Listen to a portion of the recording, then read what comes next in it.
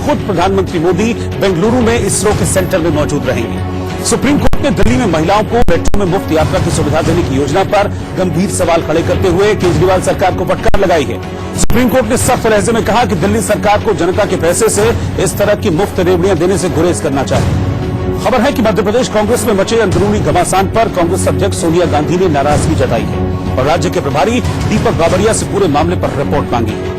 और दिल्ली के चांदनी चौक से विधायक कलका लांबा ने कांग्रेस प्रमुख सोनिया गांधी से मुलाकात के कुछ दिनों बाद ही आम आदमी पार्टी से इस्तीफा दे दिया और कुछ घंटों बाद ही कांग्रेस का दामन थाम लिया। और आइए अब खबरें विस्तार से। नई दिल्ली रेलवे स्टेशन पर खड़ी एक ट्रेन के कोच में आग लगने से वहां हड़कंप मच गया। हालांकि इस हादसे में कोई घायल नहीं हुआ और थोड़ी देर बाद ट्रेन को भी रवाना कर दिया गया। इससे पहले आग लगते ही स्टेशन पर अफरा तफरी मच गई थी, क्योंकि दूर से ही प्लेटफॉर्म नंबर 8 से गाढ़ा धुआं उठता नजर आया। वहीं प्लेटफॉर्म पर खड़े लोग कोच में लगी आग देखते ही घबरा गए। प्लेटफॉर्म पर खड़ी चंडीगढ़ कोचुवेली एक्सप्रेस रवानगी की तैयारी में थी, तभी उसके पावर कार से धुआं उठने लगा और देखते ही देखते पूरी कोच आग की लपेट में आ गई। तो इसमें ट्रेन को हमने इमीडिएटली जो है इसमें इस बोगी को हमने आइसोलेटेड जगह पे प्लेटफॉर्म नंबर 8 पे अलग करवा के फायर ब्रिगेड वगैरह बुला के इसको आग पे काबू कर लिया गया है। इसमें अभी कोई जानी को नुकसान नहीं है, बाकी माली वाला नुकसान रेलवे अथॉरिटी जरूर बताएंगे। इसमें हम क्राइम टीम और एफएसएल टीम को बुला रहे हैं मौका मुआयना करने के लिए किस वजह से आग लगी थी। आग और धुआं देखते ही प्लेटफॉर्म पर खड़े लोग वहां से भागे और इस बीच एक और बोगी में आग फैल गई। लेकिन खबर मिलते ही दमकल विभाग की कई गाड़ियां मौके पर पहुंची और आग बुझाने का काम शुरू हो गया। नई दिल्ली रेलवे स्टेशन के प्लेटफॉर्म नंबर 8 पर खड़ी चंडीगढ़ कोचुवेली एक्सप्रेस के 2 बोगीज में अचानक आग लगी और जैसे ही आग लगने की सूचना दमकल विभाग को मिली, करीब 8 से 9 के आसपास दमकल की गाड़ियां यहां पर भेजी गई और आग पर काबू पाने का काम शुरू किया गया। दरअसल ये जो आग लगी थी एक जनरेटर कोच में लगी थी, साथ ही साथ जो लगेज कार है उसमें भी आग लगने की जानकारी सामने आई थी। पाइपों से पानी भरकर कोच पर डाला गया। इस दौरान आग ने प्लेटफॉर्म के शेडों को भी नुकसान पहुंचाया और आसपास पड़ी दूसरी चीजें भी जल गई। तो यहाँ पर आप देख सकते हैं किस तरीके से नुकसान यहाँ पर हुआ है और यहाँ से अभी भी धुआं किस तरीके से निकल रहा है।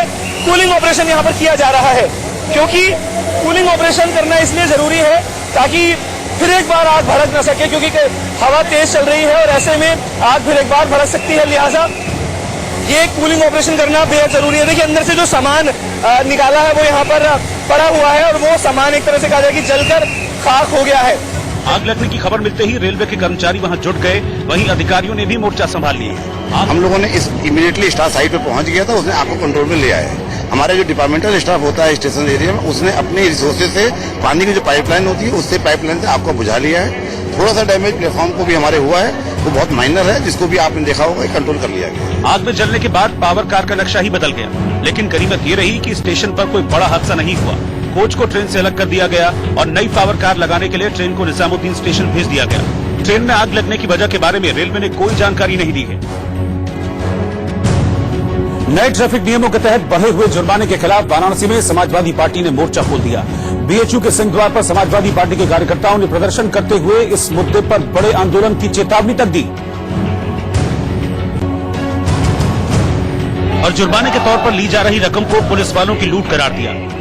सैकड़ों की तादाद में समाजवादी पार्टी के कार्यकर्ता बीएचयू के सिंह द्वार के सामने जमा हुए और वहां मानव श्रृंखला बनाकर ट्रैफिक में नए नियमों का विरोध किया।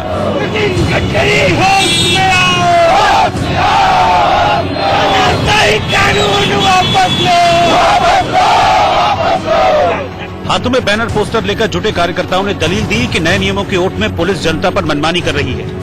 यहाँ के ट्रैफिक पुलिस और प्रशासन के लोग जबरी धनुवाही करने काम कर रहे हैं, जिनसे आम जनता में आक्रोश की बड़ी स्थिति है। अभी ये तो हम लोगों की शुरुआत है, अगर ये लोग इसी तरह मनमानी करते रहे तो इससे बड़ी लड़ाई लड़ने का काम करूंगा।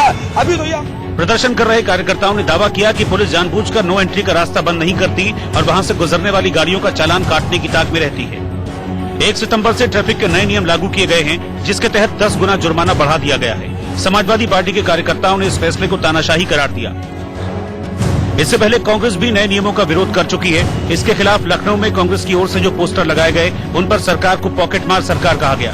एक कार्टून के जरिए नए ट्रैफिक नियमों और देश की अर्थव्यवस्था पर तंज कसा गया।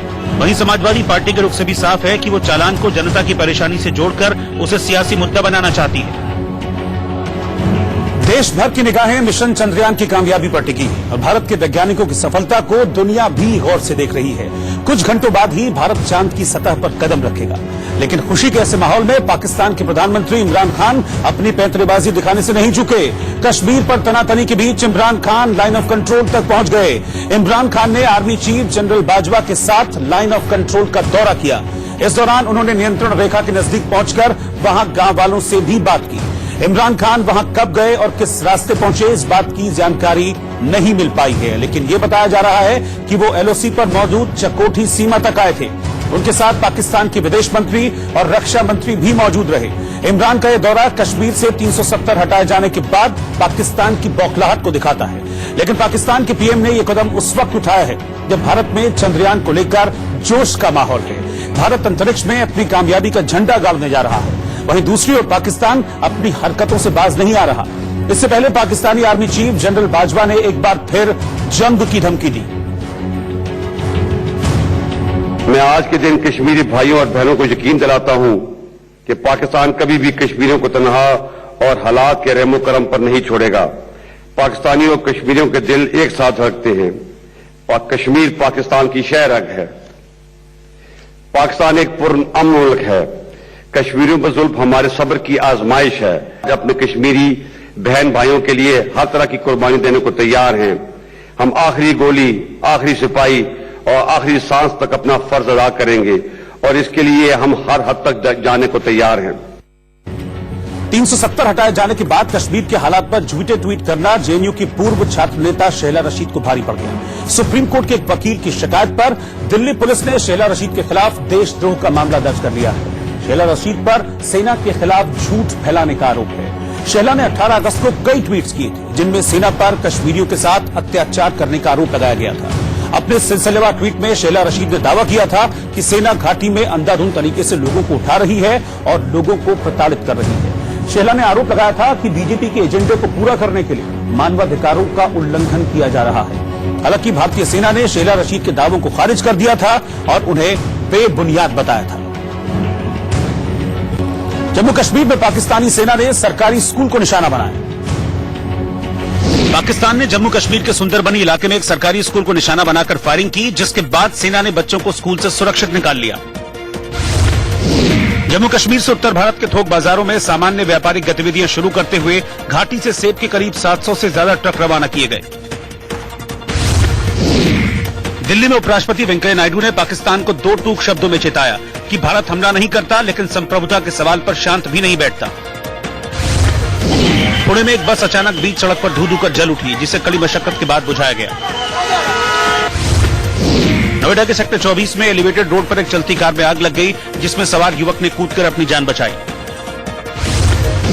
पंजाब के बठिंडा के रिहायशी इलाकों में पुलिस ने पटाखों के गोदामों पर छापेमारी कर दूसरे दिन भी बड़ी संख्या में पटाखे बरामद किए। साउथ कैरोलिना में तूफानी लहरों में फंसी कार धीरे धीरे पानी में बहने लगी। इस दौरान कुछ लोगों ने कार के साथ सेल्फी ली तो कुछ ने कार की छत पर बैठकर फोटो खिंचवाई। चक्रवाती तूफान डोरियन बहामास में तबाही मचाकर अमेरिका के उत्तरी कैरोलिना तट के करीब पहुंच गया। वहीं बहामास में तूफान के कारण 30 से ज्यादा लोगों की मौत हो गई। बॉलीवुड के सुपरस्टार सलमान खान के बॉडीगार्ड शेरा पर एक शख्स के साथ बदसलूकी करने का आरोप लगा, जिसके बाद कोर्ट ने पुलिस से मामले में रिपोर्ट मांगी है। अभिनेता सनी देओल के बेटे करण देओल की पहली फिल्म पल पल दिल के पास का ट्रेलर मुंबई में लॉन्च हुआ। इस मौके पर धर्मेंद्र भी मौजूद थे। उन्नाव रेप पीड़िता के साथ हुए सड़क हादसे की जांच पूरी करने के लिए सुप्रीम कोर्ट ने सीबीआई को 2 और हफ्ते का वक्त दिया है और साथ ही केंद्र सरकार को भी मामले में फटकार लगाई है। उन्नाव गैंगरेप मामले में पीड़िता की हालत में आए सुधार के बाद सीबीआई ने पीड़िता का बयान दर्ज किया, जिसमें पीड़िता ने बताया कि आरोपी विधायक सेंगर ने उसे मारने की साजिश रची थी। नागपुर में केंद्रीय मंत्री नितिन गडकरी ने अपने घर में पूरे परिवार के साथ महालक्ष्मी की आरती की और उन्हें प्रसाद के रूप में 56 भोग चढ़ाया।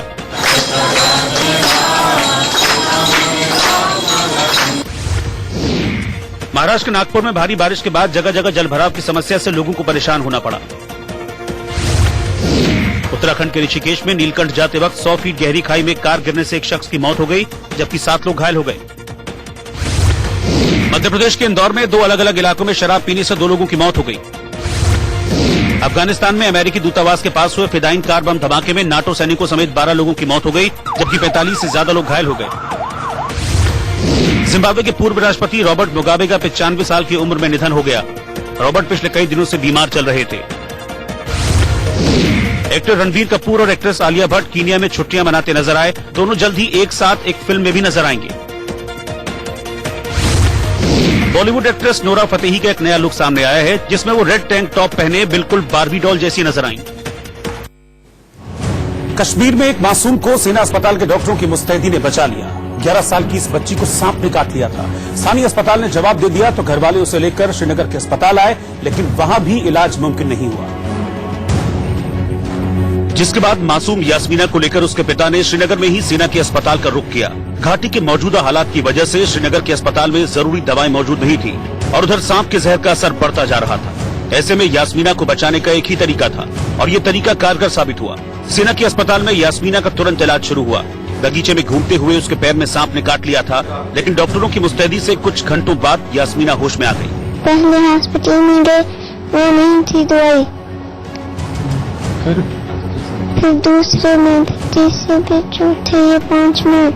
अस्पताल में सेना के डॉक्टरों ने उसका पूरा ख्याल रखा। यास्मीना को उसके पसंद की गुड़िया दी गई और डॉक्टरों के साथ नर्सों ने भी उसे खूब प्यार किया। हमारे पास जब बच्ची पहुंची थी तो काफी नाजुक हालत में थी। जहां पे सांप काटा था, राइट साइड के पैर में नीचे की तरफ काटा था, वहां से लेके पूरे पैर में बहुत ज्यादा सूजन आ चुकी थी, ब्लीडिंग शुरू हो चुकी थी और बच्ची काफी हद तक ड्राउजी हो चुकी थी। बेटी की जान बच गई तो पिता की भी जान में जान आई। घाटी के तनाव भरे माहौल में इस पिता ने सभी उम्मीदें छोड़ दी थी, लेकिन सेना की वजह से उसकी गुड़िया हंसती मुस्कुराती मौत के मुंह से निकल आई। तो यहाँ इन्होंने बहुत अच्छी कोशिश की, हमें अंदर लाया तो बच्ची के को इंजेक्शन दिए, दवाई दी, तमाम स्टाफ ने बहुत अच्छी कोशिश की। कश्मीर में हालात धीरे धीरे सामान्य हो रहे हैं और सेना अपने फर्ज को अंजाम देते हुए हमेशा की तरह लोगों की मदद के लिए खड़ी है। एंड हमारे को भी बहुत खुशी होती है कि हम जो आवाम के साथ जो हमसाया बन के रह रहे हैं। ये अस्पताल जो वैली के लिए एक बहुत इंपॉर्टेंट हॉस्पिटल है और जितने भी मरीज आते हैं, बीट फौजी, बीट सिविलियंस, हम उनकी सबकी ट्रीटमेंट करते हैं। उसके बाद हमें बहुत अच्छा लगता है। डॉक्टरों के साथ यास्मीना ने जीत का निशान बनाकर अपनी खुशी जाहिर की। डॉक्टरों ने उम्मीद जताई है कि वो जल्दी ही अपने घर लौट सकेगी। और इस वक्त एक बड़ी खबर फिलहाल आपको बता दें कि प्रधानमंत्री मोदी का कल होने वाला नागपुर दौरा रद्द हो गया है। भारी बारिश के कारण प्रधानमंत्री मोदी अब कल नागपुर नहीं जाएंगे। आपको बता दें कि नागपुर में मेट्रो की एक्वा लाइन का उद्घाटन करने वाले थे प्रधानमंत्री मोदी, लेकिन चूंकि नागपुर में तेज बरसात हो रही है और इस बरसात की वजह से पानी भरा हुआ है, इसके चलते प्रधानमंत्री का दौरा रद्द हो गया है। पीएम अब मुंबई और औरंगाबाद का दौरा करेंगे। प्रीति सोमपुरा इस वक्त हमारे साथ इस खबर पर जुड़ रही है फोन लाइन पर। प्रीति, अब सवाल ये मैं यहाँ पर आपसे पूछना चाहूंगा कि पीएम तो नहीं आ रहे हैं कल, ये तो क्लियर हो गया है, तो क्या अब उद्घाटन होगा वहां पर मेट्रो लाइन का या नहीं, या आगे उसको किया गया? पूरा कार्यक्रम जो है पूरा रद्द कर दिया गया है, क्योंकि कल जो है प्रधानमंत्री को जो है मुंबई और औरंगाबाद के साथ में नागपुर भी जाना था, लेकिन अब प्रधानमंत्री नरेंद्र मोदी सिर्फ मुंबई और औरंगाबाद का ही दौरा करेंगे। नागपुर दौरा रद्द कर दिया गया है। उसका कारण ये है कि उड़ीसा और छत्तीसगढ़ इलाके में जो है वेदर डिपार्टमेंट के द्वारा रेड अलर्ट दिया गया है, यानी कि ये दोनों क्षेत्र में जो है 200 मिलीमीटर की ज्यादा बरसात होगी। ये दोनों इलाके जो है नागपुर से सटे हुए हैं, जिसके कारण जो है प्रधानमंत्री का दौरा जो है वो रद्द कर दिया गया है। और इसी बीच में जो है आज सवेरे से लगातार जो है नागपुर में भारी बरसात हो रही थी, जगह जगह पर नागपुर में पानी भर गया है। इसके चलते भी जो है ये दौरा रद्द कर दिया गया। ठीक है, आपका बहुत बहुत शुक्रिया इस जानकारी के लिए। तो प्रधानमंत्री कल नागपुर जाने वाले थे, अब नहीं जाएंगे क्योंकि कल भी बारिश को लेकर नागपुर में रेड अलर्ट जारी किया गया। शुक्रिया आपका इस जानकारी के लिए। इधर आजम खान पर 80 केस दर्ज होने के बाद उनकी अपनी पत्नी पर भी अब शिकंजा कस गया है। रामपुर में आजम खान के रिजॉर्ट में अवैध तरीके से बिजली इस्तेमाल करने का आरोप है और ये रिजॉर्ट आजम खान की सांसद पत्नी तंजीम फातिमा के नाम पर है।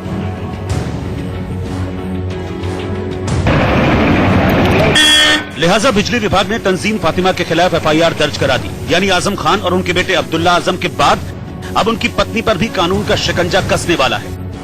हम सब रिजॉर्ट है, अभी वर्तमान सांसद जी की जो पत्नी है उनके नाम पे है ये हम सब रिजॉर्ट, और उसमें कुछ बिजली चोरी का मामला उनके संज्ञान में आया था, तो उसकी मैंने एफआईआर दर्ज कराई है थाने पे और अभी इसकी जांच चल रही है। इससे पहले बिजली विभाग और जल विभाग की टीम ने हमसफर रिजॉर्ट की जांच की। जांच में पाया गया कि जितनी बिजली की अनुमति ली गई है, रिजॉर्ट में उससे ज्यादा बिजली इस्तेमाल की जाती है। पहली नजर में बिजली के अवैध इस्तेमाल की बात सामने आई और चुटकियों में हमसफर की बिजली काट दी गई और इसके बाद बाकायदा केस भी दर्ज करा दिया गया। पुलिस ने जांच के बाद उचित कार्रवाई का भरोसा दिया है, लेकिन तंजीम फातिमा के खिलाफ एक और मामला बन सकता है। बताया गया कि हमसफर रिजॉर्ट के पास लगे ट्यूबवेल का पानी भी गलत तरीके से इस्तेमाल किया जाता था, यानी किसानों के हक का पानी रिजॉर्ट को दिया जा रहा था। अभी जांच चल रही है। पुख्ता सबूत मिलते ही आजम खान के परिवार के नाम एक और केस हो सकता है, लेकिन खुद आजम खान के लिए मुश्किलें बढ़ती जा रही हैं। लोकसभा चुनाव के दौरान बीजेपी उम्मीदवार जयप्रदा के खिलाफ की गई अपमानजनक टिप्पणी के मामले में उन पर केस दर्ज किया गया था। इस मामले में कोर्ट ने उन्हें नोटिस भेज दिया और नोटिस बाकायदा आजम खान के घर पर चिपका दिया गया। 19 सितंबर को इस मामले की सुनवाई में आजम खान को मौजूद रहने को कहा गया है।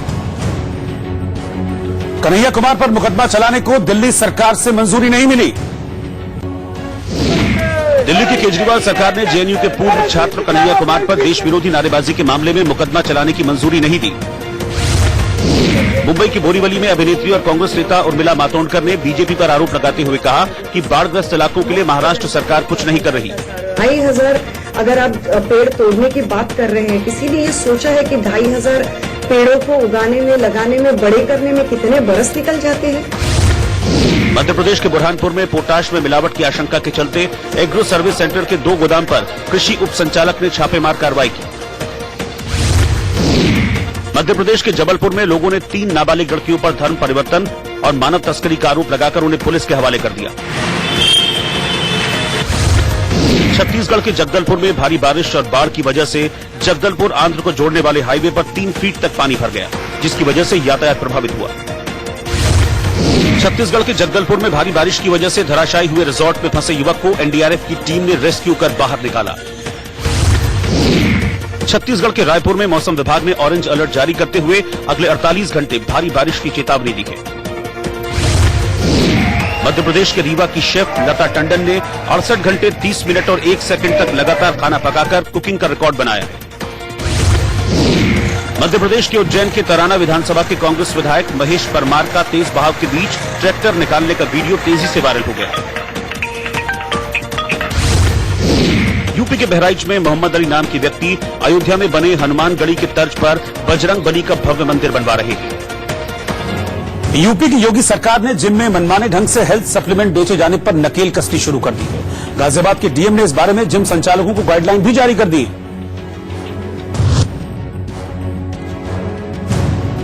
इसके बाद गाजियाबाद ही नहीं बल्कि यूपी के दूसरे शहरों के जिम संचालकों में हड़कंप मच गया। गाजियाबाद में चल रहे जिम में बॉडी फिट रखने के नाम पर मनमाने ढंग से कोई भी सप्लीमेंट या दवा नहीं बेच सकेंगे। नई गाइडलाइन में सिर्फ डॉक्टरों के लिखे सप्लीमेंट ही जिम में दिए जाने की छूट दी गई है। गाजियाबाद के डीएम अजय शंकर ने नई गाइडलाइंस को सख्ती से लागू करने के निर्देश जारी किए। मैंने ये निर्देश जारी किए हैं कि जितने भी जिम हैं, एक तो उनका सर्वेक्षण होना चाहिए, सीएमओ को उनको एक एडवाइजरी जारी करनी चाहिए कि उन्हें क्या करना चाहिए, क्या नहीं करना चाहिए। वो दोनों के लिए, जिम का जो संचालक है उसके लिए भी, इसके अलावा जो लोग जिम करने के लिए आ रहे हैं उनके लिए भी। हमने अपने जो ड्रग विभाग को भी निर्देशित किया है कि जितने यहाँ केमिस्ट हैं उनको निर्देश जारी करें कि बिना डॉक्टर के प्रिस्क्रिप्शन के किसी को कोई फूड सप्लीमेंट उपलब्ध नहीं कराया जाए। देश के दूसरे शहरों की तरह ही दिल्ली एनसीआर में भी युवा जल्दी बॉडी बनाने के चक्कर में फूड सप्लीमेंट ले रहे हैं, जो उनकी सेहत के लिए कई बार नुकसानदेह साबित होता है, जिसकी वजह से न सिर्फ इनका शरीर खराब होता है बल्कि कई बार ये मौत के मुंह में भी चले जाते हैं, जिसके लिए काफी हद तक जिम संचालक जिम्मेदार होते हैं। गाजियाबाद के डीएम को लगातार इस बारे में शिकायतें मिल रही थी, जिसके बाद उन्होंने जिम संचालकों को नए निर्देश जारी किए, जिसमें बिना डॉक्टर की पर्ची के फूड सप्लीमेंट बेचने वालों पर कड़ी कार्रवाई की जाएगी। जिम संचालकों को एक्सरसाइज, डाइट प्लान, वजन कम करने के संबंध में दी जाने वाली दवाओं की पूरी जानकारी देनी होगी। जिम के अंदर ये सभी एडवाइजरी चिपकाना जरूरी है। इसके तहत सीएमओ को सभी जिम का सर्वे करवाने के निर्देश भी जारी किए गए। इसकी मॉनिटरिंग के लिए 4 सदस्यों की कमेटी बनाई जाएगी, जो सभी जिम पर नजर रखेगी। इस दौरान जिम के अंदर फूड सप्लीमेंट पकड़े जाते हैं तो उनका सैंपल जांच के लिए भेजा जाएगा और नतीजे गलत होने पर कड़ी कार्रवाई भी की जाएगी। कॉर्पोरेट कल्चर में जिम जाना लोगों के लिए जरूरत बन चुका है, लेकिन बॉलीवुड, हॉलीवुड से प्रभावित होकर युवा जल्द 6 और 8 पैक एब्स बनाने के चक्कर में फूड सप्लीमेंट अपनाना शुरू कर देते हैं, जो खतरनाक भी साबित होता है। आम आदमी पार्टी की विधायक कलका लांबा ने पार्टी से इस्तीफा दे दिया। लंबे वक्त से आम आदमी पार्टी से नाराज चल रही दिल्ली के चांदनी चौक से विधायक कलका लांबा ने पार्टी से इस्तीफा दे दिया। महाराष्ट्र की ठाणे पुलिस ने ट्रैफिक के नए नियमों को लेकर लोगों को जागरूक करने के लिए बप्पा की मूर्ति स्थापित की। गुजरात के छोटा उदयपुर के एक स्कूल में शिक्षक दिवस के मौके पर बच्चों से शौचालय साफ करवाने का वीडियो सोशल मीडिया पर वायरल हो रहा है। यूपी के बस्ती में हाईवे के पास अवैध भवन में पुलिस ने शिवसेना के बैनर पोस्टर के साथ 5 लोगों को गिरफ्तार किया। ये रमेश के भाई मुखर्जी का लिखा लिया क्या? यूपी के बरेली में कार चालक के हेलमेट नहीं पहनने पर ट्रैफिक पुलिस ने 500 रुपए का चालान काट दिया। पीड़ित ने इसकी शिकायत एसपी ट्रैफिक से की है। फिर नेट पे जो शो कर रहा था वो ये शो कर रहा था कि मेरी गाड़ी का चालान हो गया और कार का उसमें हेलमेट नहीं लगाया हुआ है। 500 रुपए का चालान था। जब मैंने सब से चेकिंग करी तो उसमें ये दिखाई दे रहा है कि इन्होंने हेलमेट लगाया था, कार पे 500 रुपए का चालान डाल दिया। अब मैं वही दिखाने आया हूँ तो शायद स्कूटी दिखाई दे रही है उसमें और उसका नंबर भी क्लियर नहीं हो रहा है। जौनपुर के जरोटा गांव में रास्ते को लेकर चल रहे विवाद के चलते बदमाशों ने पूर्व प्रधान के पति की चाकू मारकर हत्या कर दी। नोएडा के दादरी में मरीज को देखने आए युवक की बाइक को लेकर चोर फरार हो गए। सीसीटीवी के आधार पर पुलिस चोरों की तलाश कर रही है। गोरखपुर में स्वच्छता अभियान के तहत गोरखपुर के सांसद रवि किशन ने तारामंडल इलाके में झाड़ू लगाई। आज हम लोग यही संदेशा देना चाहते हैं कि स्वच्छता, सफाई और प्लास्टिक बैन कर दें हम लोग। ये संदेशा रहे और पूज्य महाराज जी का ये जो रामगढ़ ताल है उनका ये सपना है हमारे राज्य सरकार का, ये एकदम सफाई रहे ताकि। राजस्थान के बहरौड़ में थाने में घुसकर बदमाश फायरिंग करते हुए हवालात में बंद कैदी को लेकर फरार हो गए। वाराणसी के चंदौली में चंद्रयान 2 के सफलतापूर्वक चांद पर उतरने को लेकर इंटर कॉलेज के छात्र छात्राओं और अध्यापकों ने एक प्रार्थना सभा का आयोजन किया। भारत का यान जब चंद्रमा पर उतरेगा। और आंख कान खोल के मैं फिलहाल वक्त हो गया छोटे से ब्रेक का। ब्रेक के बाद आपको दिखाएंगे कैसे चांद पर कदम रखने की ऐतिहासिक घटना का गवाह बनने जा रहा है, जो अभी तक दुनिया का कोई भी देश नहीं कर पाया। वो काम आज हिंदुस्तान हासिल करेगा। भारत का चंद्रयान 2 देर रात चांद के दक्षिणी हिस्से की सतह पर लैंड करेगा।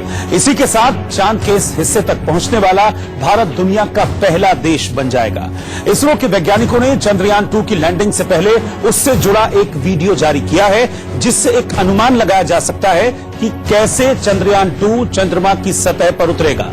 इसरो के वैज्ञानिक पिछले काफी लंबे समय से दिन रात एक करके इस मिशन को सफल बनाने में जुटे थे और अब वो पल आ गया है जब मिशन चंद्रयान 2 कामयाब होने वाला है। देश के वैज्ञानिकों का हौसला बढ़ाने के लिए, इस ऐतिहासिक पल का गवाह बनने के लिए पूरा देश तैयार है। साथ ही देश के लोग इस मिशन की कामयाबी की दुआ कर रहे हैं और ये संदेश दे रहे हैं कि देश का हर नागरिक इस ऐतिहासिक पल के दौरान उनके साथ है। इससे पहले चंद्रयान 1 भारत का पहला मानव रहित मिशन था, जो अक्टूबर 2008 में लॉन्च हुआ था। लेकिन चंद्रयान 1 चंद्रमा की सतह पर उतर नहीं सका, जिसके बाद चंद्रयान 2 दूसरा मानव रहित मिशन है, जिसे 15 जुलाई को लॉन्च होना था। लेकिन तकनीकी खराबी होने के कारण इसकी लॉन्चिंग 22 जुलाई को 2:43 पर आंध्र प्रदेश के श्रीहरिकोटा से हुई। इसके बाद चंद्रयान 2 धरती की कक्षा छोड़कर 20 अगस्त को चंद्रमा की कक्षा में पहुंचा और इसरो ने 2 सितंबर को चंद्रयान 2 के ऑर्बिटर से लैंडर विक्रम को सफलतापूर्वक अलग करवा लिया। ऑर्बिटर से लैंडर विक्रम को अलग कराने की प्रक्रिया 2 सितंबर को दोपहर 12:45 से शुरू की गई, जिसके बाद दोपहर 1:15 पर लैंडर विक्रम ऑर्बिटर को छोड़कर अलग हो गया। जबकि इसके 2 दिन बाद 4 सितंबर को सुबह 3:42 पर इसरो के वैज्ञानिकों ने ऑनबोर्ड propulsion सिस्टम का इस्तेमाल करके लैंडर विक्रम को चंद्रमा की अंतिम कक्षा में पहुंचाया। लेकिन अब से बस कुछ घंटे बाद चांद पर हिंदुस्तान एक इतिहास रचने वाला है, क्योंकि कुछ घंटे बाद चंद्रयान 2 चंद्रमा पर उतरेगा। हालांकि चंद्रयान 2 की लैंडिंग की प्रक्रिया आसान नहीं है, क्योंकि अब तक आपने समझा कि चंद्रमा की कक्षा में लैंडर ऑर्बिटर से कैसे अलग हुआ और चंद्रमा की कक्षा में घूमने लगा। लेकिन अब सांकेतिक तस्वीरों से समझिए कि आगे क्या होने वाला है। कैसे लैंडर चंद्रमा के दक्षिणी हिस्से पर लैंड करेगा। सांकेतिक तस्वीरों से समझा जा सकता है कि लैंडर कैसे चांद की उबड़ खाबड़ सतह पर धीरे धीरे लैंड करता है और अपने पैर सतह पर अच्छी तरह जमा लेता है।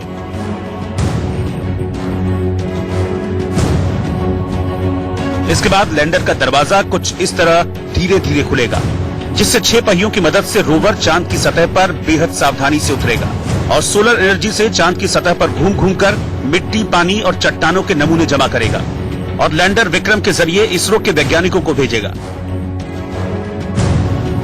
चांद की सतह पर लैंडर और रोवर कैसे उतरेंगे, साथ ही कैसे काम करेंगे, इसे समझने के लिए हमने दिल्ली में नेहरू तारामंडल की कोऑर्डिनेटर से बात की है, जिन्होंने एक डमी के जरिए बड़ी ही बारीकी से चंद्रयान के चांद पर उतरने की प्रक्रिया को समझाया है। मैडम से समझने की कोशिश करते हैं कि कैसे किस तरीके से इसको पूरा प्रोजेक्ट आएगा, उसका ये डमी जो प्रोजेक्ट है ये कैसे काम करेगा। मैम जरा थोड़ा सा समझाइए। मैं बिल्कुल बताना चाहूंगी, चंद्रयान 2 जो मिशन चंद्रयान 2 है, इसके 3 मेजर कंपोनेंट्स थे, orbiter, lander and the rover. Orbiter जो था वो ऊपर से सतह की मैपिंग कर सारी इंफॉर्मेशन इसरो तक पहुंचा रहा था। अभी तक हमारे पास कुछ ऐसे इमेजेस भी आए हैं जो आपने गूगल पे या इसरो की साइट पर देखे होंगे, वो सब ऑर्बिटर के माध्यम से है।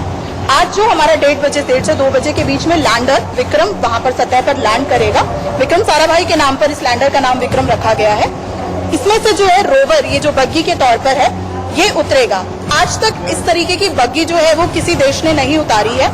हम पहले हैं जो यहाँ पर उतरकर चलकर इस सतह की मैपिंग करेंगे और दक्षिणी ध्रुव पर भारत पहला होगा जो अपना झंडा लहराएगा। ये जो रोवर है ये पूरे तरीके से इसमें ये व्हील भी लगाए गए हैं, ये क्या इस तरीके से इसको ये लैंडर में से इसी तरीके से बाहर निकलेगा, लैंडर का दरवाजा खुलेगा सॉफ्ट लैंडिंग होने के बाद, और ये रोवर जो है इसमें से प्रज्ञान जो है वो बाहर निकलकर सतह पर चलकर उसकी मैपिंग कर इंफॉर्मेशन इसरो तक पहुंचाएगा। इस बीच कहा जा रहा है कि चांद की सतह पर चंद्रयान 2 के उतरने के समय आखिरी 15 मिनट की लैंडिंग दिल की धड़कनों को रोक देने वाली होगी। आइए आपको समझाते हैं कि आखिरी 15 मिनट में चंद्रयान 2 की लैंडिंग इसरो के वैज्ञानिकों को क्यों परेशान कर रही है। दरअसल रात 1:30 बजे के बाद लैंडर विक्रम की स्पीड करीब 6 किलोमीटर प्रति सेकंड होगी। दूसरे शब्दों में कहें तो ये रफ्तार 21,600 किलोमीटर प्रति घंटे की होगी, यानी एक कमर्शियल फ्लाइट की औसतन स्पीड से 30 से 40 गुना ज्यादा, क्योंकि आमतौर पर एक फ्लाइट की रफ्तार 500 से 900 किलोमीटर प्रति घंटा होती है। या ये कहीं कि जब लैंडर चंद्रमा की सतह पर उतरने के लिए बढ़ेगा तो इसकी रफ्तार बुलेट ट्रेन की रफ्तार से 14 गुना ज्यादा होगी। इसीलिए लैंडिंग के आखिरी 15 मिनट के दौरान लैंडर की स्पीड को बेहद कम करना होगा। इसकी मौजूदा स्पीड 6 किलोमीटर प्रति सेकंड को घटाकर 2 मीटर प्रति सेकंड पर लाना होगा। जब विक्रम 7.4 किलोमीटर की ऊंचाई पर होगा तो इसकी रफ्तार को 526 किलोमीटर प्रति घंटे पर किया जाएगा। लेकिन अचानक इतनी रफ्तार को कम करना वैज्ञानिकों के लिए मुश्किल चुनौती होगा। हालांकि लैंडर विक्रम की स्पीड को कम करने के लिए थ्रस्टर का इस्तेमाल किया जाएगा। इससे स्पेसक्राफ्ट की स्पीड बढ़ाई जाती है, लेकिन उल्टी दिशा में इसके इस्तेमाल से स्पेसक्राफ्ट की स्पीड कम होती है। अगले 38 सेकंड के दौरान जब लैंडर चंद्रमा की सतह से 5 किलोमीटर की दूरी पर होगा तो इसकी रफ्तार को और कम कर 331.2 किलोमीटर प्रति घंटा पर लाया जाएगा। अगले 89 सेकंड के बाद जब विक्रम सतह से 400 मीटर की ऊंचाई पर होगा तो उस दौरान उसे थोड़ी देर के लिए बंद कर दिया जाएगा। इसी दौरान 400 मीटर की ऊंचाई पर ही ये 12 सेकंड तक उतरने के लिए सही जगह और उससे संबंधित आंकड़े जुटाएगा। इसके बाद रात 1:40 पर लैंडर का पावर सिस्टम एक्टिवेट हो जाएगा। ये तब होगा जब लैंडर चांद की सतह से बिल्कुल सीध में होगा और वो अपने ऑनबोर्ड कैमरा से चांद की सतह की तस्वीरें लेना शुरू कर देगा।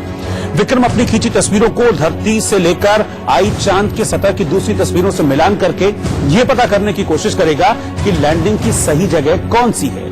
पूरी कोशिश चंद्रयान को उस जगह पर उतारने की होगी जहां की सतह 12 डिग्री से ज्यादा ऊबड़ खाबड़ न हो, ताकि यान में किसी भी तरह की गड़बड़ी न हो। इसके अगले 66 सेकंड बाद जब ये 100 मीटर की दूरी पर होगा तो इकट्ठा किए गए डेटा और तस्वीरों के आधार पर उतरने की जगह चुनेगा। जब इसकी दूरी सिर्फ 10 मीटर रह जाएगी तो 13 सेकंड के अंदर लैंडर चांद की सतह को छू लेगा और उसी वक्त विक्रम के सभी 5 इंजन काम करना शुरू कर देंगे। इसके बाद सेंसर के आदेश पर विक्रम के चारों पैर खुल जाएंगे और वो चांद पर उतर जाएगा। चांद की सतह पर उतरने के 15 मिनट बाद लैंडर वहां की पहली तस्वीर भेजेगा। चंद्रयान 2 की चंद्रमा की सतह पर सफलतापूर्वक लैंडिंग हो, इसके लिए पूरे देश में पूजा और हवन का दौर जारी है। देशवासियों की निगाहें चंद्रयान की सफल लैंडिंग पर है। इसीलिए पीएम मोदी के संसदीय क्षेत्र वाराणसी में चंद्रयान 2 की सफल लैंडिंग के लिए पाणिनि कन्या विद्यालय में वैदिक मंत्रोच्चार के साथ यज्ञ हवन कर भगवान से प्रार्थना की गई।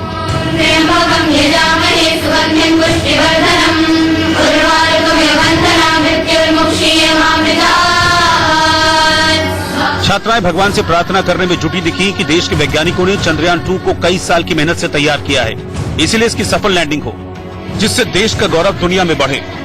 हमने इस पूजा अर्चना में भगवान से प्रार्थना की है कि जो हमारे देश के वैज्ञानिकों ने चंद्रयान 2 को यहाँ से प्रक्षेपित किया था, जो कि आज रात को लैंडिंग होने वाला है चंद्रमा के साउथ पोल पे, तो वो सफलतापूर्वक हो, इसी प्रार्थना के साथ हमने आज यहाँ पर ये यज्ञ हवन पूजन किया है।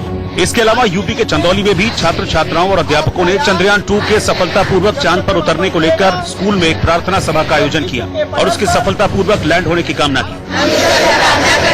ईश्वर हमें हमारे देश को, हमारे वैज्ञानिकों को, हमारे यान को इतनी शक्ति प्रदान करे कि भारत इस मिशन में कामयाब हो सके। वहीं पटना में 21 बाल ब्राह्मणों ने मिशन चंद्रयान 2 के सफल होने के लिए वेद विद्यालय में हवन किया। इस दौरान सभी बाल ब्राह्मण हाथों में मोदी और चंद्रयान 2 से जुड़ी तस्वीरें लिए हुए थे।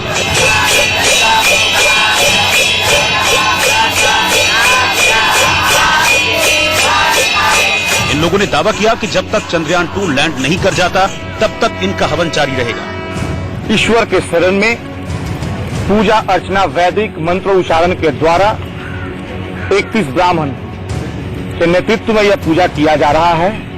ईश्वर से यह कामना किया जा रहा है कि चंद्रयान 2 जो उतरने जा रहा है वो सुरक्षित उतर जाए। इसी तरह चंद्रयान 2 के चांद की सतह पर उतरने की उत्सुकता का माहौल देश भर में है। लोग अलग अलग तरह से अपनी भावनाएं जाहिर कर रहे हैं। मिशन चंद्रयान की चमक मुंबई में गणपति उत्सव में भी देखने को मिली। वहां एक गणपति पंडाल को चंद्रयान की थीम पर बनाया गया है। इसमें गणपति के साथ ग्रहों, सौरमंडल और अंतरिक्ष को ऐसे सजाया गया मानो ये गणपति का पंडाल न होकर तारामंडल हो, जिसे देखने के लिए हजारों की तादाद में वहां भक्त पहुंचे। साथ ही जो भी वहां से गुजरा वो ये नजारा एक बार देखने जरूर गया। 3, 2, 1 क्योंकि इस पंडाल में दिखाया गया कि कैसे चंद्रयान 2 की इसरो ने लॉन्चिंग की थी। इसके अलावा इस पंडाल में गणपति की पूजा आरती के दौरान लोग अपने लिए मन्नत मांगने के साथ चंद्रयान 2 की सॉफ्ट लैंडिंग के लिए भी प्रार्थना करते दिखे। पूजा आरती के दौरान वहां मौजूद आयोजकों ने लोगों को ये भी बताया कि रात में चंद्रयान 2 चंद्रमा की सतह पर उतरेगा, जिसे टीवी पर जरूर देखें और इसरो के वैज्ञानिकों की हौसला अफजाई करें। इस बीच मिशन चंद्रयान 2 पर प्रधानमंत्री मोदी ने ट्वीट कर पूरे देश से उसकी लाइव लैंडिंग देखने की अपील की है। उन्होंने कहा कि मैं भी ऐतिहासिक पल को देखने के लिए बेंगलुरु में इसरो सेंटर में मौजूद रहूंगा। मेरे साथ स्कूली बच्चे भी होंगे, जिनमें भूटान से आए बच्चे भी शामिल होंगे। ये सभी वो बच्चे हैं जिन्होंने MyGov पर चल रहे इसरो स्पेस क्विज में हिस्सा लिया था। 22 जुलाई 2019 को जब चंद्रयान 2 लॉन्च हुआ था, तब से मैंने इस मिशन पर करीब से नजर रखी है। मिशन की सफलता करोड़ों हिंदुस्तानियों को फायदा पहुंचाएगी। मैं लोगों से अपील करता हूं कि सभी इस लॉन्चिंग को देखें और अपनी तस्वीरें सोशल मीडिया पर साझा करें। मैं इन फोटोज को रीट्वीट करूंगा। तो आइए अब आपको उन्हीं बच्चों से मिलवाते हैं जो पीएम मोदी के साथ चंद्रयान 2 की लॉन्चिंग देखें। सुनिए वो लोग क्या कह रहे हैं। मेरे teachers and man APJ Abdul Kalam, इनके मोटिवेशन आइडियाज से कुछ आइडिया कलेक्ट किए और इस तरह का पढ़ाई करने की कोशिश की कि जिससे मैं अपना 100% दे सकूँ। मेरा स्पेस क्विज इसरो द्वारा आयोजित कराया गया था। mygov.in साइट पे दिया था। उसमें 20 क्वेश्चंस आने थे, 10 मिनट्स में करना था और जो सबसे ज्यादा क्वेश्चंस और जितनी जल्दी देगा वो सिलेक्ट होना था। MP में सिर्फ 2 बच्चे सिलेक्ट हुए, जिनमें से मैं एक था और ये मेरे हमेशा के लिए बहुत बड़ी बात है। मुझे बहुत खुशी हो रही है। मैं प्रधानमंत्री जी नरेंद्र मोदी से मिलने जा रही हूँ। मैं बहुत एक्साइटेड हूँ कि मैं उनसे मिल सकती हूँ। मैं बहुत लकी हूँ कि मैं उनसे मिलूंगी, वरना हर किसी का सौभाग्य नहीं होता कि वो मिल सकता है। मैंने एक इसरो का एग्जाम दिया था, उसमें मेरा सिलेक्शन हुआ था, तो फिर इसी कारण मैं वहाँ जा रही हूँ। और फिर मैं नरेंद्र मोदी जी से ये बात करूंगी कि वो लड़कियों के लिए शिक्षा जितनी भी हो सके उतनी फ्री कर रहे हैं। मुझे शुरू से ही मतलब स्पेस के रिगार्डिंग जो इन्फॉर्मेशन आती थी मैं उसे नोटिस कर लेती थी एंड देन वही मेरे बेसिक्स बन गई। मेरे को कोई एक्स्ट्रा स्टडी करने की ज़रूरत नहीं पड़ी। It was really helpful. तो ये क्विज की जानकारी आपको कैसे मिली? सर एक्चुअली मैंने एक कंपटीशन में पार्ट लिया था mygov.in साइट पर, तो मैं उसके रिजल्ट्स चेक कर रही थी एंड देन मैंने देखा कि ऐसे क्विज हो रहा है, तो मेरी मम्मा ने मुझे चैलेंज किया कि if you love science then just give it a try and prove your self. I am feeling really very happy. Yes, I want to become a scientist when I grow up and this is the first step towards my dream. Chandrayaan 2 की launching पर देश भर के वैज्ञानिक नजर बनाए हुए हैं। आपको सुनाते हैं कि वैज्ञानिकों का क्या कुछ कहना है। अपोलो, कितने अपोलो मिशन गए? हाँ, सोवियत रूस का जो वो था उतने वो बहुत सारे मिशन गए हैं। चीन के गए हैं, चाइनीज गया, तो इतने सारे देशों ने वहां पर मिशन भेजे हैं। लेकिन हमारा चंद्रयान 1 जो था, उसने जाकर वहां पर देखा कि वहां पर पानी है। एक बड़ी बात है। तो हम मतलब पूरे संसार को दिखा रहे हैं कि हमारे पास ये टेक्नोलॉजी है। ये टेक्नोलॉजी ही नहीं, हम इकोनॉमिक हैं, सबसे सस्ते हैं। ऑर्बिटर अपने हिसाब से काम कर रहा है तो 1/3 ऑफ द मिशन जो है, यानी मिशन का 1/3 हिस्सा वो सफल हो चुका। लेकिन जो नजर है हमारी वो लैंडर के चंद्रमा की जमीन पर उतरने को लेकर के है, और उसके अंदर से जब रोवर बाहर निकलेगा और चंद्रमा की जमीन पर चलकर वो तस्वीरें लेगा और विभिन्न एक्सपेरिमेंट्स करेगा। ये सब पहली बार है। सॉफ्ट टच डाउन बड़ा ही डेलिकेट जो है ऑपरेशन होता है और सभी देश इसमें सफल नहीं हुए। आपको याद होगा कि पिछले अप्रैल में बियर शीट इजराइल का जो रोबोटिक स्पेसक्राफ्ट था वो करीब 150 मीटर की ऊंचाई पर ही जो है वो कुछ बिगाड़ आ गया, उसका इंजन फेल हो गया, वो गिर गया। और आप कान खोल के में अभी वक्त हो गया एक छोटे से ब्रेक का, लौट रहे हैं फौरन वापस।